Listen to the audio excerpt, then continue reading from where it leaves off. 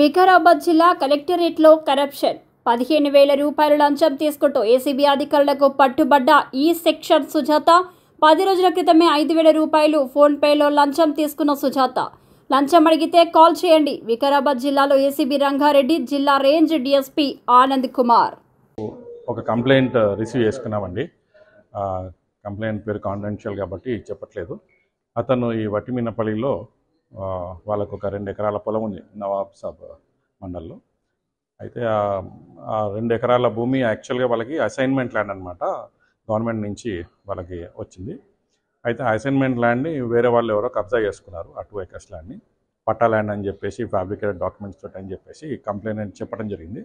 దాని తర్వాత కంప్లైంట్ ఇక్కడ కలెక్టర్ ఆఫీసు తర్వాత లోకల్ తహసీల్దార్ ఆఫీస్కి అప్రోచ్ చేయడం జరిగింది. దాని తర్వాత ఒక అప్లికేషన్ కూడా ఇవ్వడం జరిగింది. అప్లికేషన్ ఇచ్చిన తర్వాత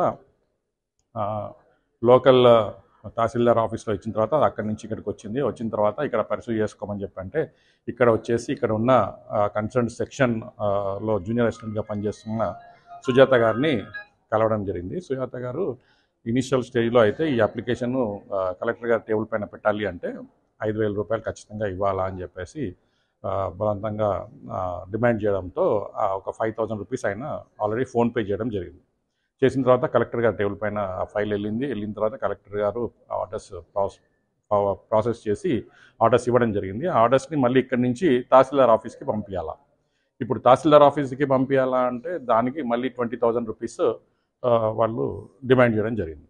ఆ 20,000 రూపీస్ ఆల్రెడీ నేను 5,000 రూపాయలు నేను ఇచ్చాను కదా, మళ్ళీ ఇంకొక 15,000 ఇంకా ఎక్స్ట్రా అని చెప్పేసి మీరు అంటున్నారు. 20,000 అంటే 25,000 అవుతుంది టోటల్గా అని చెప్పేసి కంప్లైంట్ రిక్వెస్ట్ చేస్తే సరే 5,000 ఇచ్చా కాబట్టి ఇంకా మిగతా 15,000 ఇవ్వమని చెప్పేసి డిమాండ్ చేయడం జరిగింది.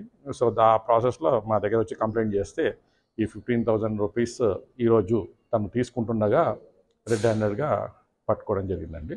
ఇప్పుడు ఆ సుజాత గారు ఇక్కడ జూనియర్ అసిస్టెంట్గా చేస్తున్నారు ఈ సెక్షన్లో. సో దీని తర్వాత ఇంకా అరెస్ట్ చేయడం జరుగుతుంది. ఇంకా మిగతా ప్రాసెస్ అన్నీ కూడా ఇన్వెస్టిగేషన్ నార్మల్ ప్రొసీజర్ ప్రకారం చేస్తామండి. సార్ సుజాతతో పాటు ఇంకా వేరే ఉన్నారా? ఇప్పుడు ప్రస్తుతం మా ఇన్వెస్టిగేషన్లో మాత్రం తన పాత్ర ఒకటే తెలిసిందండి. ఇంకా ఇన్వెస్టిగేషన్ అనేది జరుగుతూ ఉంది. దీంట్లో ఇంకా వేరే వాళ్ళ ఎవరైనా పేర్లు వస్తే ఖచ్చితంగా చర్యలు ఉంటాయి. సార్ ఈ అమౌంట్ అనేది ప్రొసీడింగ్ కోసం లేకపోతే ఆర్డర్ కాపీ కోసం అంటే ఏ దానికోసం అడిగింది? ఈ ఆర్డర్ కాపీని అక్కడ లోకల్ తహసీల్దార్ ఆఫీస్కి పంపించడానికి. Thank you.